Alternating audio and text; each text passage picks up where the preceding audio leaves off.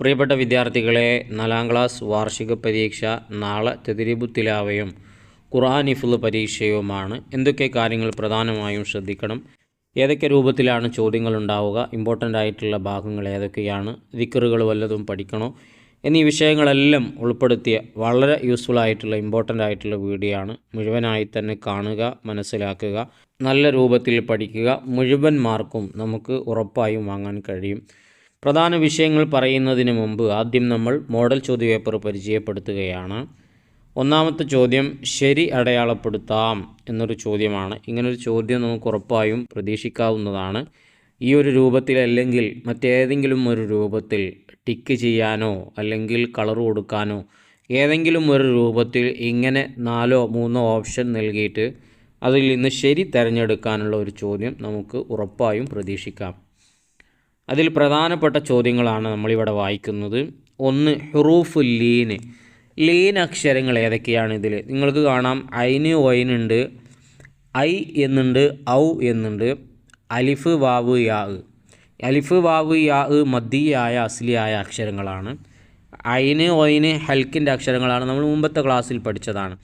പിന്നെയുള്ള ഈ ഐ ഔ എന്നുള്ളതാണ് ഇതിനോട് യോജിച്ചത്. കാരണം ഫതഹ് ഉള്ള അക്ഷരത്തിന് ശേഷം വരുന്ന സുക്കൂനുള്ള യാവും വാവുമാണ്. സുക്കൂൻ എന്ന് പറഞ്ഞാൽ നമുക്കറിയാലോ, മുകളിലുള്ള വട്ടത്തിനാണ് സുക്കൂൻ.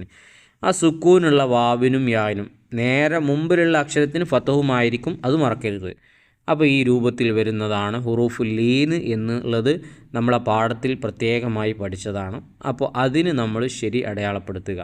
ഞാൻ അടയാളപ്പെടുത്തിയിട്ടില്ല, നിങ്ങൾ കാര്യം മനസ്സിലാക്കുന്നതിന് വേണ്ടിയാണ് ഞാനവിടെ ഒഴിച്ചിട്ടുള്ളത്. ഇനി രണ്ടാമത്തത് അൽ മദ്ദു ലാസിം എന്നതാണ്. അതിനോട് യോജിച്ചത് ഏതാണ്? ആൽ ആന എന്നുണ്ട്, കാലയുണ്ട്, വക്കീലുണ്ട്. ഏതാണ് ഇതിനോട് യോജിച്ചത്? ഇപ്പം മദ് ലാസിം എന്ന് പറഞ്ഞാൽ നമുക്ക് ഓർമ്മയുണ്ട്, മദ്ദിനെ സൂചിപ്പിക്കുന്ന അക്ഷരത്തിന് ശേഷം, മനസ്സിലാക്കി വെക്കുക, മദ്ദിനെ സൂചിപ്പിക്കുന്ന അക്ഷരം ഏതൊക്കെയാണ്? അലിഫ് ബാബു യാ. ഈ അക്ഷരത്തിന് ശേഷം സുക്കൂനുള്ള അക്ഷരം വന്നു കഴിഞ്ഞാൽ, സുക്കൂനുള്ള അക്ഷരം വന്നാൽ മാത്രം പോരാ, ആ സുക്കൂന് സ്ഥിരമാണ്, ഒരു നിലക്കും അത് പോവില്ല. എന്ത് ചെയ്താലും എവിടെ ഇട്ടാലും അതിലെ സുക്കൂൻ അവിടെ ഉണ്ടാവും. അങ്ങനെ ഉള്ള അവസ്ഥയാണ് മദ് ലാസിം എന്ന് പറയുന്നത്. അങ്ങനത്തെ വാക്ക് ഏതാണ് ഇതിലുള്ളത്? ആൽ ആനയാണ്. അത് പുസ്തകത്തിൽ പറഞ്ഞ ഒരു ഉദാഹരണമാണ്. ഇവിടെ മദ്ദിൻ്റെ അക്ഷരം നിങ്ങൾക്ക് കാണാം, ആദ്യത്തെ ആ എന്നുള്ളതിന് ശേഷം ഒരു അലിഫുണ്ട്.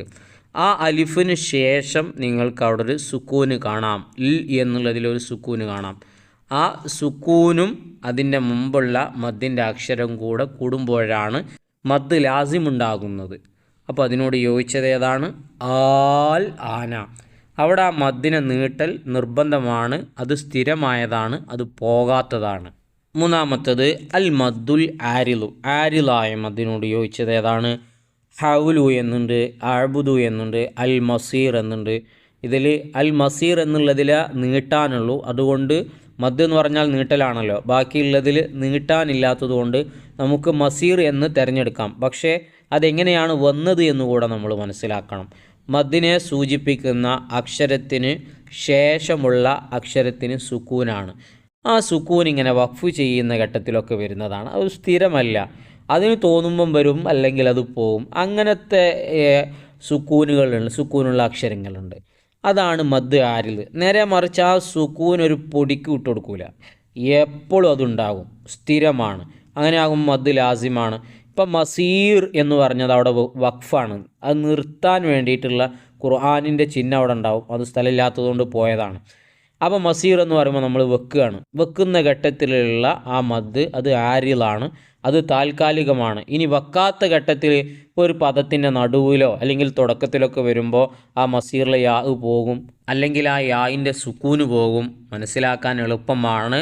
മദ്ദക്ഷരത്തിനെ സൂചിപ്പിക്കുന്ന അക്ഷരത്തിന് ശേഷമുള്ള സുക്കൂന് സ്ഥിരമാണെങ്കിൽ ലാസിമും, സ്ഥിരമല്ല വഖഫിൻ്റെ ഘട്ടത്തിലൊക്കെ വരുന്നതാണെങ്കിൽ ആരിലുമാണ്. ഇത് മറ്റേതെങ്കിലും ഒരു രൂപത്തിൽ ചോദിച്ചേക്കാം, അതുകൊണ്ടാണ് ആവർത്തിച്ച് പറയുന്നത്. എല്ലാവർക്കും മനസ്സിലായിട്ടുണ്ടാകുമെന്ന് വിചാരിക്കുന്നു.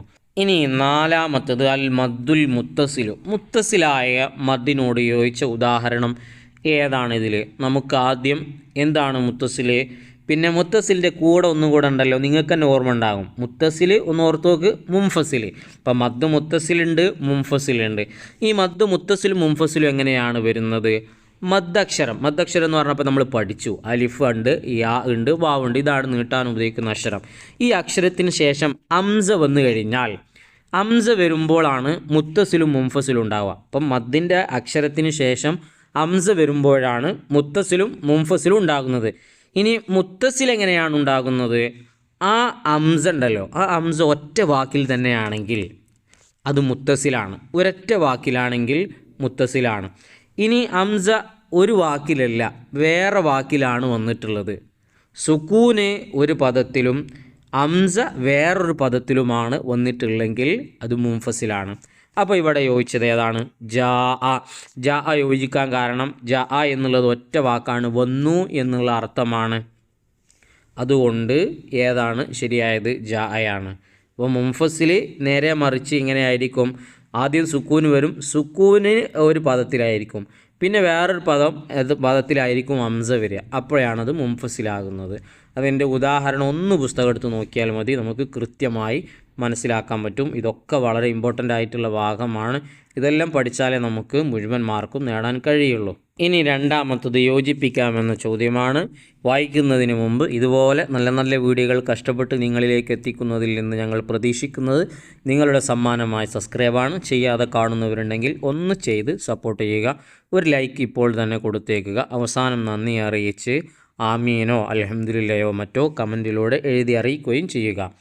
അപ്പോൾ യോജിപ്പിക്കാം എന്നുള്ളത് ഞാൻ യോജിപ്പിച്ച് കൊടുത്തിട്ടില്ല, നിങ്ങൾക്കൊന്ന് മനസ്സിലാക്കാൻ വേണ്ടിയാണ് ഞാനതവിടെ വായിച്ചിട്ടുള്ളത്. നമുക്ക് വായിച്ചു നോക്കാം. ഹുറൂഫുൽ മദ്ദിൻ്റെ അക്ഷരങ്ങൾ ഇപ്പോൾ ഒരുപാട് തവണ നമ്മൾ പറഞ്ഞു, അലിഫ് യാ വാവാണ്. ഇനി തഫ്ഹീം തർക്കീക്ക് രണ്ടും ഉണ്ട്. തഫ്ഹീമും തർക്കീക്കും ഇതിലിപ്പോൾ ഏതാ ഉള്ളത്? അപ്പോൾ നമ്മൾ മനസ്സിലാക്കേണ്ടത് തഫ്ഹീം എന്ന് പറഞ്ഞാൽ ലോ എന്നുള്ള ശബ്ദമാണ്. അള്ളാഹുവിലുള്ള തഫ്ഹീം ലോ എന്നുള്ള ശബ്ദമാണ്. തർക്കീക്കാണെങ്കിലോ ല എന്നുള്ള ശബ്ദവുമായിരിക്കും. പ്രത്യേകം മനസ്സിലാക്കുക. തഫ്ഹീം ലോ, തർക്കീക്ക് ല, ഇത് പ്രത്യേകം നമ്മൾ നോട്ട് ചെയ്യണം. അപ്പോൾ തഫ്ഹീം ആകുമ്പോൾ ഇവിടെ ഏതാണ്? ഹക്കുള്ള ല എന്നുള്ള ശബ്ദമാണ്, അതാണ് ചോദിച്ചത്. തർക്കീക്ക് ല എന്നുള്ള ശബ്ദമല്ല, ലില്ലാഹി. വളരെ എളുപ്പമാണ്. ഇനി ഇത് റായിലേക്ക് പോവുകയാണെങ്കിലോ റാ റു എന്നുള്ളത് തഫ്ഹീമാണ്. രീ എന്നുള്ളത് ഏതാണ്? കെസർ കൊണ്ട് വരുന്നത് തർക്കീക്കാണ്. ഇവിടെയും അങ്ങനെ തന്നെ കെസർ കൊണ്ട് ലില്ലാഹി എന്ന് വരുന്നത് തർക്കീക്കാണ്. റായിലും രീ എന്ന് വരുന്നത് തർക്കീക്കാണ്. ഇത് രണ്ടും പഠിച്ചാൽ മതി. ബാക്കി രണ്ടിലും തഫീമിനെ പഠിക്കാൻ എളുപ്പമല്ലേ, സിമ്പിളാണ്. ഇനി അൽ ഇഖ്ഫാ ഉൽ മീമിൻ്റെ ഇഖ്ഫാ ഏതാണ് ഇതിൽ? അഥവാ സുക്കൂനുള്ള മീമിന് ശേഷം ബാ വരുമ്പോഴാണ് ഇഖ്ഫാ വരുന്നത്. ഇഖ്ഫ ആകുമ്പോൾ മീമിനെ ബായിൽ ലയിപ്പിച്ച് ഉന്നത്ത് നൽകി ഉച്ചരിക്കണമെന്നല്ലേ, ഹുംബിഹി എന്നുള്ളതാണ്. ഇനി ഇൽഹാറുൽ മീം ഏതാണ്? മീമിനെ വെളിവാക്കി ഉച്ചരിക്കുന്ന ഘട്ടം ഏതാണ് ഇതിൽ? അംവാലുൻ. സുക്കൂനുള്ള മീമുണ്ട്, അതിനുശേഷം വ എന്നുള്ള അക്ഷരമാണ്. അതുകൊണ്ട് അവിടെ വ്യക്തമായിട്ട് എങ്ങനെയാണോ അതുള്ളത് അതുപോലെ വായിക്കലാണ് ഇൽഹാർ. അംവാലുൻ, മണിക്കാൻ നിൽക്കരുത്. അംവാലുൻ എന്നോ അല്ലെങ്കിൽ മറ്റേതെങ്കിലും തരത്തിലുള്ള ഒരു മണിയും അവിടെ പാടില്ല. അംവാലുൻ എങ്ങനെയാണോ ഉള്ളത് അതുപോലെ വായിക്കുക. അപ്പോൾ സുക്കൂനുള്ള മീമിൻ്റെ ഇഖ്ഫാ, ഇത് ആമ്, അതുപോലെ തന്നെ ഇൽഹാർ, ഇത് മൂന്നും മനസ്സിലാക്കി വെക്കുക. ഇനി മൂന്നാമത്തത് ഉദാഹരണത്തിൽ അക്ഷരങ്ങൾ എടുത്തെഴുതാമെന്നുള്ള ചോദ്യമാണ്. ലഖദ് യഖ്ലി ബൈനഹും എന്ന ഖുർആനിലെ വാക്കുകളവിടെ കൊടുത്തിട്ടുണ്ട്. ആ വാക്കുകളിൽ നിന്ന് കൽക്കലയാണ്, കൽക്കലയുടെ അക്ഷരങ്ങളാണ് എടുത്തെഴുതാനുള്ളത്. കൽക്കലയുടെ അക്ഷരങ്ങൾ ഏതാണ്? കുതുബ് ജദ് എന്നുള്ളതാണ് കൽക്കലത്തിൻ്റെ അക്ഷരം. അത് ഞാൻ അവിടെ എഴുതി കൊടുത്തിട്ടുണ്ട്, അത് നിങ്ങൾക്ക് മനസ്സിലാക്കാൻ വേണ്ടിയിട്ടാണ് കുതുബ് ജദ്. അപ്പോൾ ഈ അക്ഷരങ്ങളിൽ ഏതൊക്കെയാണ്? അതിൽ കാഫ് ഉണ്ട്, അതുപോലെ തന്നെ ബാ ഉണ്ട്, പിന്നെ ഏതൊക്കെ അക്ഷരങ്ങളിലുള്ളൊന്നും ശ്രദ്ധിച്ചു നോക്കുക. ഇനി അസ്വാദിഖീന ഹല്ലി എന്നുള്ള രണ്ട് വാക്കുകൾ, ആ വാക്കിൽ ഇസ്തീലായിൻ്റെ അക്ഷരങ്ങളാണ് എടുത്തെഴുതാനുള്ളത്. ഇസ്തീലായിൻ്റെ അക്ഷരങ്ങൾ എന്ന് പറയുന്നത് ഹുസ്സലിയത്തിൻ കിള് എന്നുള്ളതാണ്. അപ്പോൾ ഇതിൽ പറഞ്ഞ ഏതൊക്കെ അക്ഷരങ്ങളാണ് ഇതിലുള്ളത്? സ്വാദ്, കാഫ്, ലാ. ഇത് ഞാൻ കണ്ടതാണ്, മറ്റേതെങ്കിലും ഉണ്ടോ എന്ന് നിങ്ങളൊന്ന് നോക്കുക. അപ്പോൾ കൽക്കലത്തിൻ്റെയും ഇസ്തീലായിൻ്റെ അക്ഷരങ്ങളും ഇമ്പോർട്ടൻ്റ് ആണ്, അതൊക്കെ പഠിച്ചു വെക്കുക. ഉദാഹരണങ്ങൾ വളരെ പ്രധാനപ്പെട്ടതാണ്.